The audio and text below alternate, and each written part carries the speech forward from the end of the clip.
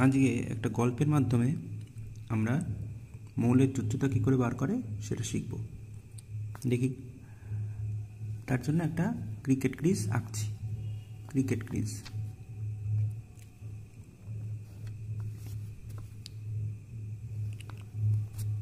যেখানে ধরে নাও এখানে বাউন্ডারি, এখানে বাউন্ডারি, এখানে উইকেট আছে।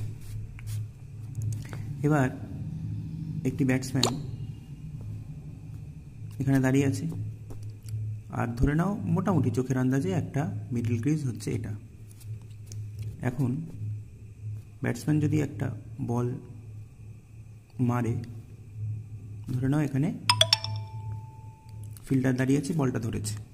সেই অবস্থায় যদি ব্যাটসম্যান এগিয়ে থাকে রান নেওয়ার জন্য, এবং তার পসিবিলিটি হতে পারে এখানে একটা জায়গায় দাঁড়াতে পারে, এখানে দাঁড়াতে পারে, অথবা একদম মিডল ক্রিজে থাকতে পারে।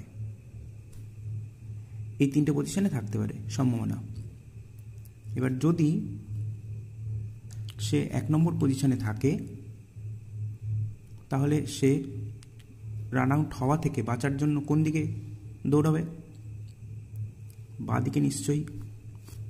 যদি সে 2 নম্বর পজিশনে থাকে, তাহলে সে রান আউট হওয়া থেকে বাঁচার জন্য নিশ্চয়ই সামনের দিকে এগোবে। কিন্তু 3 নম্বরটা ঠিক বলা যাচ্ছে না, যে কোনো দিকে যেতে পারে।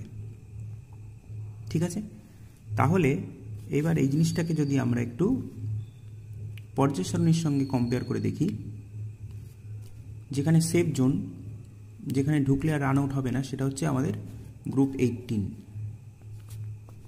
এটাও গ্রুপ 18, এটাও গ্রুপ 18। আর আমরা এখানে বাকি যে 17টা গ্রুপ আছে, তার মধ্যে 3 থেকে 12 এই গ্রুপগুলোর কথা বলবো না। এদের যোগ্যতা একটু খটোমটো টাইপের, সহজেই বের করা যায় না। তার থেকে অনেক ইজি বার করা বাকি গ্রুপগুলো, যেরকম 1, 2, 13, 14, 15, 16 এবং 17। তাহলে টোটাল কটা গ্রুপ হলো? 1, 2, 3, 4, 5, 6, 7। 1, 2, 3, 4, 5, 6, 7। ঠিক আছে, তাহলে এখানে 1 নম্বর গ্রুপ, এটা 2 নম্বর গ্রুপ।